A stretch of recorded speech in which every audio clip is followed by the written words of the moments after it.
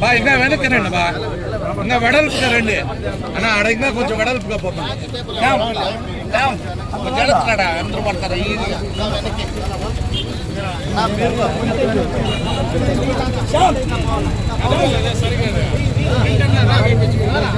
ఏమో వచ్చింది అయిపోయింది ఉంటేనే కదా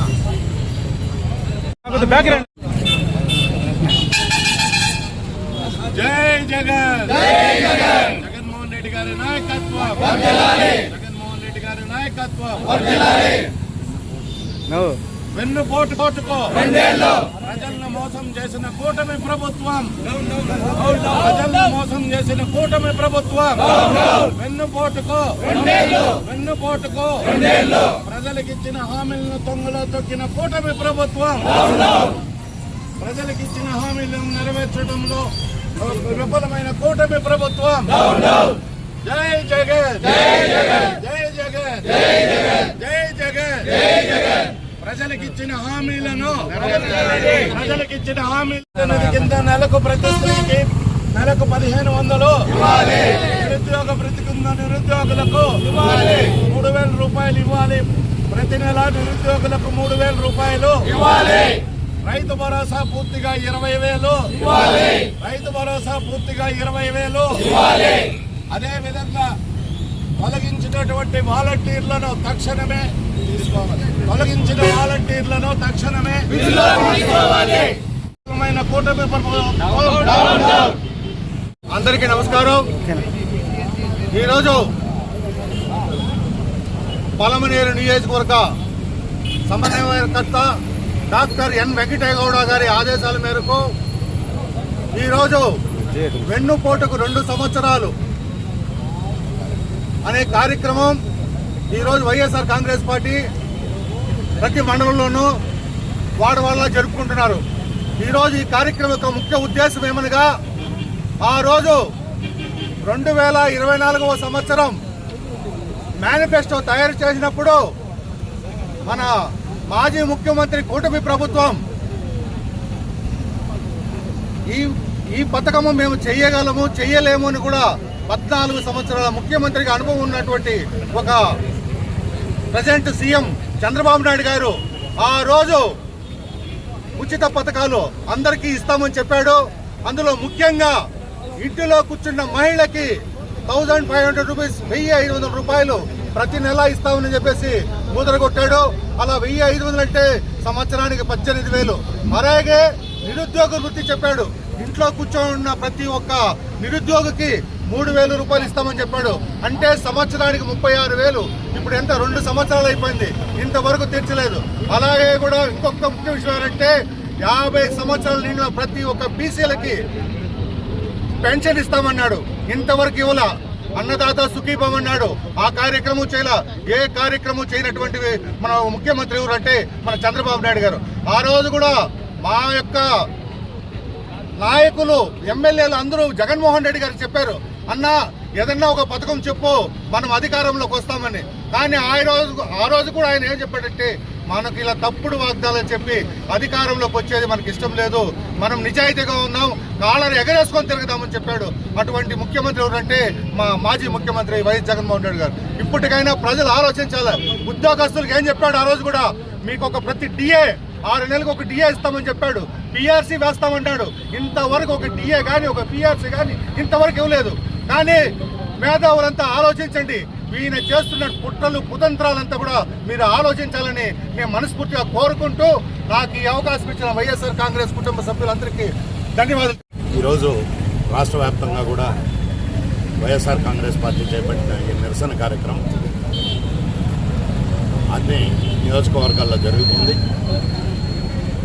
ఇది ఈ 10 రోజుల్లో కూడా 4వ తారీఖు ఈరోజు శాంతియుతంగా నిరసన తెలపడం, అదేవిధంగా 8, 9వ తారీఖుల్లో ఏదైనా ఒక రోజు ప్రజా సంఘాలు కానీ రైతులతో కూడా ఒక రౌండ్ టేబుల్ సమావేశంలాగా ఇండోర్లో ఒక సమావేశం ఏర్పరిచి ప్రజలకు జరుగుతున్న అన్యాయాన్ని వివరించడం, చివరిగా ముగింపుకు 12వ తారీఖు పలమనేరు నియోజకవర్గంలో అన్ని మండలాల నుంచి వైఎస్ఆర్ కాంగ్రెస్ పార్టీ కానీ అదేవిధంగా ప్రజలు, రైతులు, మహిళలు, విద్యార్థులు అందరూ కూడా మరి ఈ 2 ఏళ్ల కూటమి పాలన వైఫల్యానికి నిరసనగా మరి అందరూ కూడా ర్యాలీ చేసి ముఖ్య ఉద్దేశం గడిచిన 2 ఏళ్లలో ప్రజలు ఏ విధంగా మోసపోయారు, వాళ్ళు చెప్పినటువంటి హామీలు ఏది కూడా పూర్తిగా నెరవేర్చకుండా ప్రజలు ఏ విధంగా మోసం చేశారనే విషయాన్ని ప్రజలకు వివరించడానికి ఈ కార్యక్రమం ముఖ్య ఉద్దేశం. ఇందాక అందరూ మన హేమంత్ కుమార్ రెడ్డి గారు కూడా చెప్పారు, రైతు భరోసా ఒక్క రాష్ట్ర ప్రభుత్వమే 20,000 రూపాయలు చెల్లిస్తామని చెప్పింది ఎన్నికల్లో.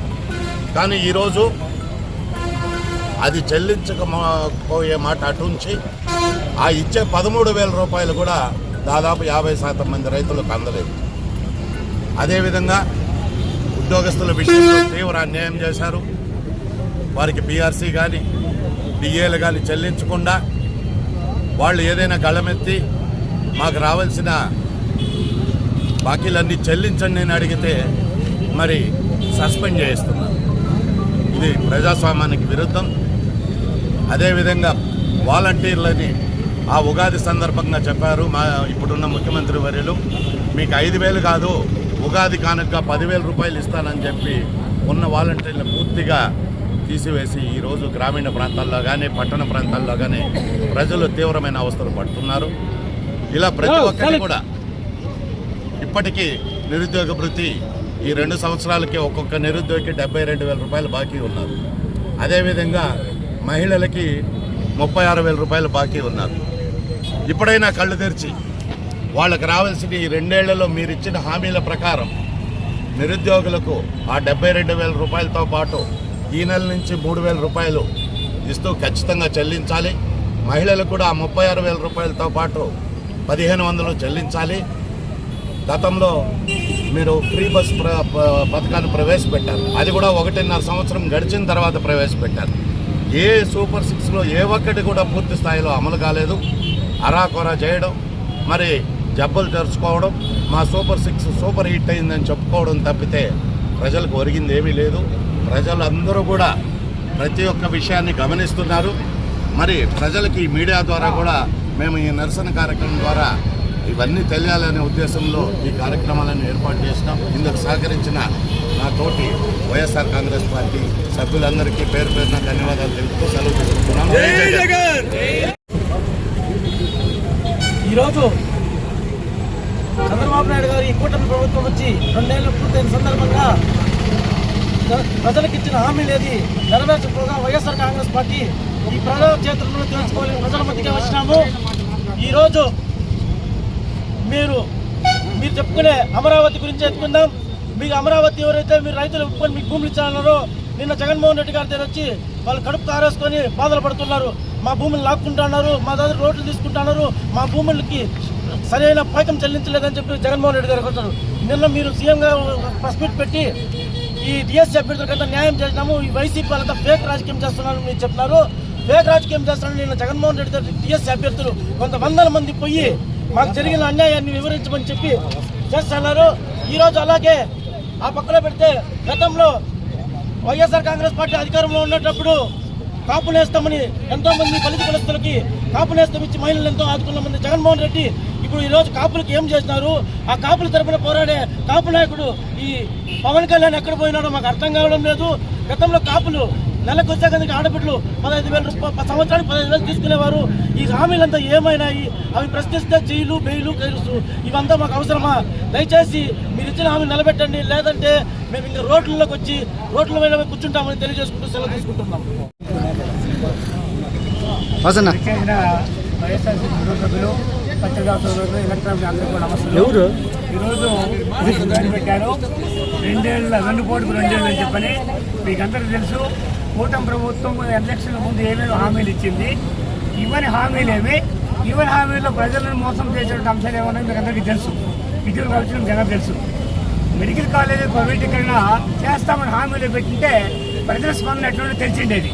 అయితే చేయకుండా వచ్చిన తర్వాత మెడికల్ కాలేజీలు ప్రైవేటీకరణ చేస్తాను పెద్ద దుమారం చేస్తే రాష్ట్ర వ్యాప్తంగా వైఎస్ఆర్సీపీ పేరును పెద్ద నిరసన వ్యక్తం చేసి కోటి సంతకాలతో గవర్నర్ గారికి రిప్రజెంటేషన్ ఇచ్చి కోర్టుకు పోతామంటే ఈరోజు ఒకే ఒక వ్యక్తి కూడా ప్రైవేట్గా నేను దాన్ని తీసుకుంటానని చెప్పి ఎవరు కూడా ముందుకు రాలేదు.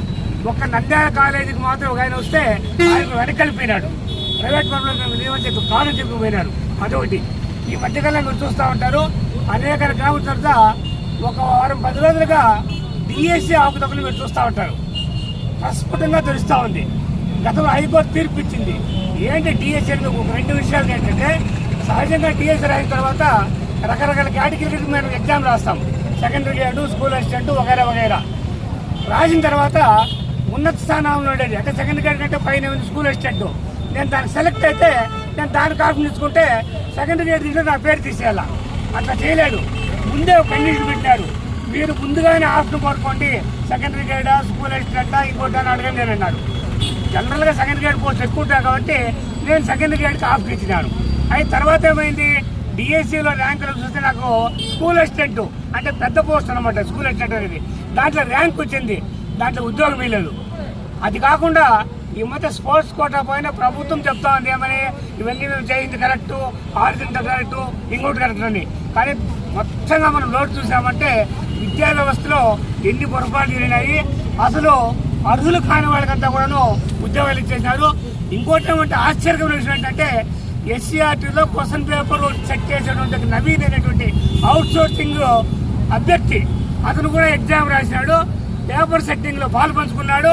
నంబర్ 1 ర్యాంక్ వచ్చింది అతనికి. అతనేమి చదివి చేసి పాస్ అయినాడు కాదు. అయితే తర్వాత తప్పు తెలుసుకున్న తర్వాత ఏం చేశారంటే ఆ నవీన్ కుమార్ నా ఫస్ట్ ర్యాంక్ కూడా అతన్ని లిస్టులో దిక్కు చేసినారు. ఎందుకంటే ఇదంతా గందరగోళం అయిపోయింది చెప్పి. ఇటువంటి పోకలు ఈరోజు నిన్న మీరు చూసింటారు. పోస్ట్ కోటాలో ఉద్యోగం రాకుండా గోల్డ్ మెడలిస్టులు, జాతీయ స్థాయిలో అవార్డులు వచ్చిన వాళ్ళకంతా కూడా ఉద్యోగం రాకుండా లేదా స్థానికంగా ఉన్నటువంటి వాటిల్లో ఉద్యోగాలు ఇచ్చే అవకాశం వచ్చింది. ఇది చాలా దుర్మార్గం. ఇటువంటి ఒకటి కాదు, పదులుకుతం అని చెప్పచ్చు. ఇవన్నీ కూడాను నెరవేర్చుకోవడం చాలా దురదృష్టకరం. 2000 వాళ్ళు ఇందాక ప్రస్తావన చేశారు.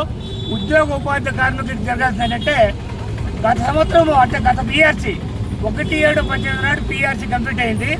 అంటే పిఆర్సీ పీరియడ్ అయిపోయింది. కొత్త పిఆర్సీ చేయాలా. 2019లో జనవరిలోనే ఏంటంటే అప్పటి ముఖ్యమంత్రి చంద్రబాబే 20% ఐఆర్ ఇచ్చినాడు. జగన్మోహన్ రెడ్డి గారు వచ్చి 20% కానీ ఆ జీవో క్యాన్సిల్ చేసి 27% ఇచ్చాడు ఉద్యోగులకి.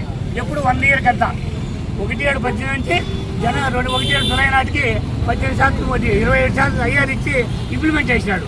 తర్వాత మీకు తెలుసు జగన్మోహన్ రెడ్డి గారు ప్రభుత్వం వచ్చిన తర్వాత ప్రపంచమే అతకాలంలో పట్లగా కరోనా రావడం రకరకాల అక్కడ కూడా ఎప్పుడు కూడా ఉద్యోగస్తుల యొక్క బకాయిలు ఎక్కడ ఆఫ్ చేయింది లేదు, గ్రాట్యుటీలు ఒకరు ఆఫ్ చేయలేదు. ఇప్పుడు పిఆర్సీ గడువుపోయి 3 సంవత్సరాలు అయింది. జూలై 23కి అయిపోయింది. ఈరోజు 26 జూన్, ఈరోజు 30 వస్తే 3 సంవత్సరాలు అయిపోతుంది. కూటమి ప్రభుత్వం వచ్చి 2 ఏళ్ళు అయింది. ఇంతవరకు ఐఆర్ ప్రకటించలేదు. ఉద్యోగ ఉపాధి ప్రకటనతో కూడా తీవ్రంగా నష్టపోయినారు.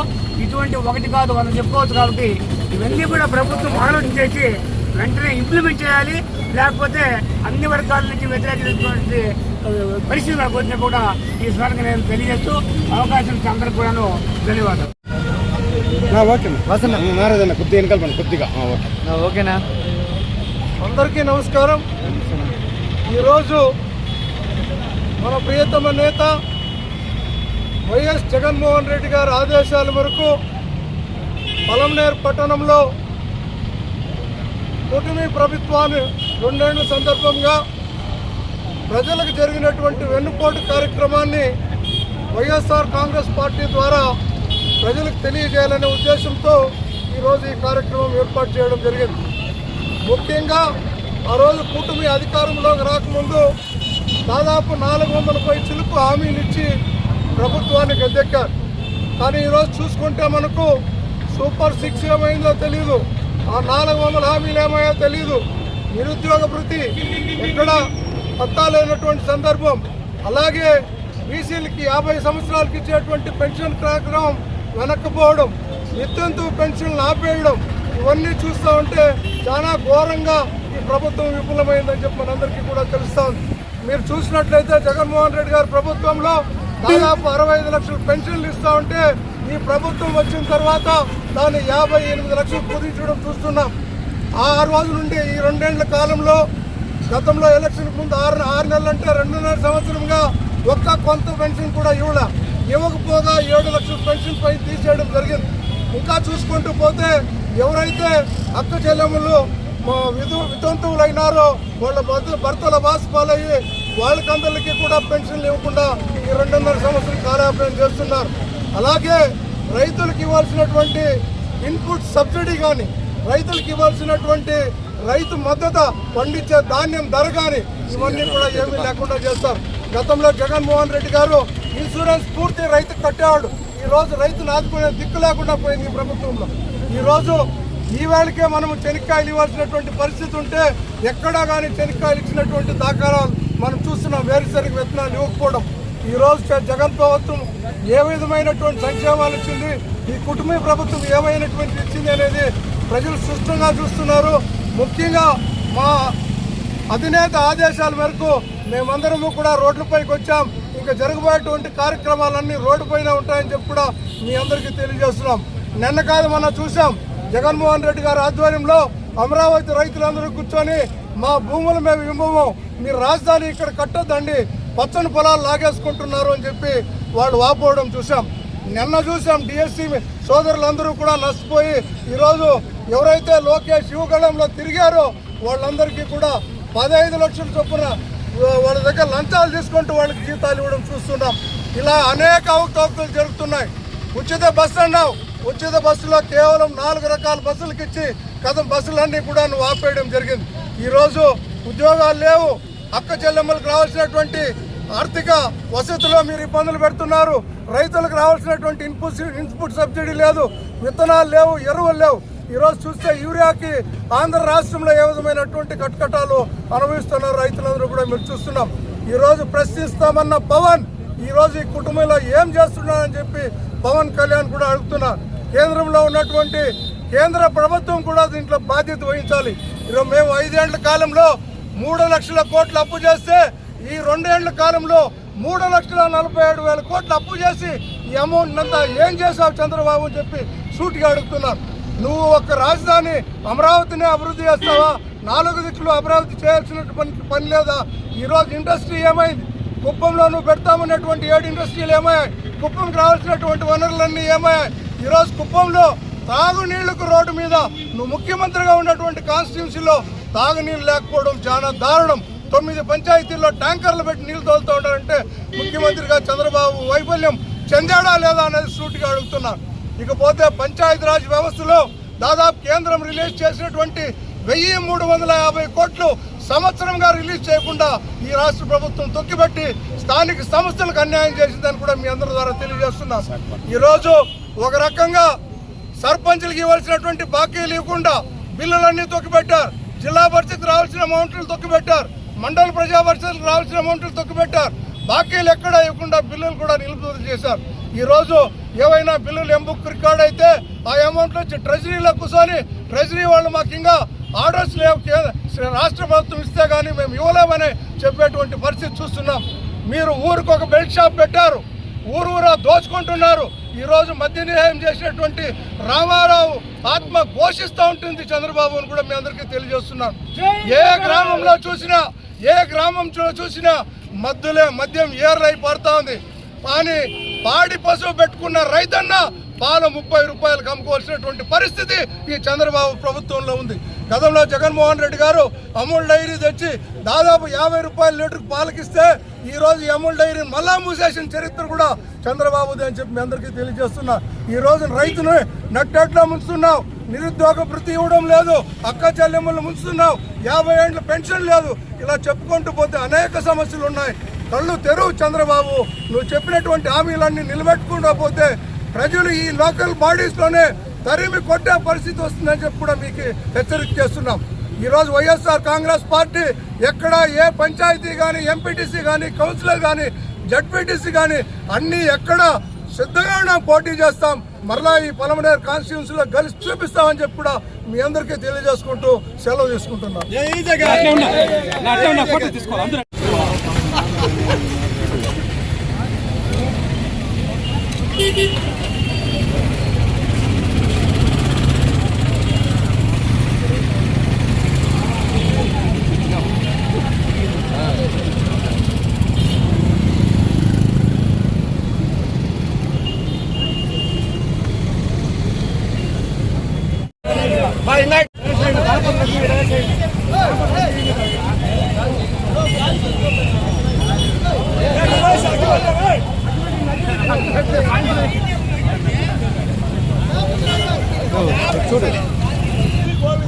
ఆడబిడ్డనేది ఆడబిడ్డనేది ఆడబిడ్డనేది నిరుద్యోగ వృత్తి నిరుద్యోగ వృత్తి రైతు భరోసా రైతు భరోసా ఉద్యోగస్తులకు అయ్యారు వాలంటీర్ల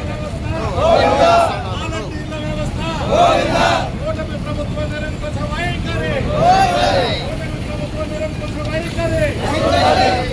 ఇదే విరాజ్యం ఇదే విరాజ్యం దొంగల రాజ్యం దొంగల రాజ్యం ఇదే విరాజ్యం ఇదే విరాజ్యం దొంగల రాజ్యం దొంగల రాజ్యం ఇదే విరాజ్యం ఇదే విరాజ్యం దొంగల రాజ్యం దొంగల రాజ్యం నిరుద్యోగ వృత్తి నిరుద్యోగ వృత్తి రైతు భరోసా వాలంటీర్ వ్యవస్థ గోవిందా గోవిందా వైఖరి కూటమి ప్రభుత్వ నిరంకుశ వైఖరి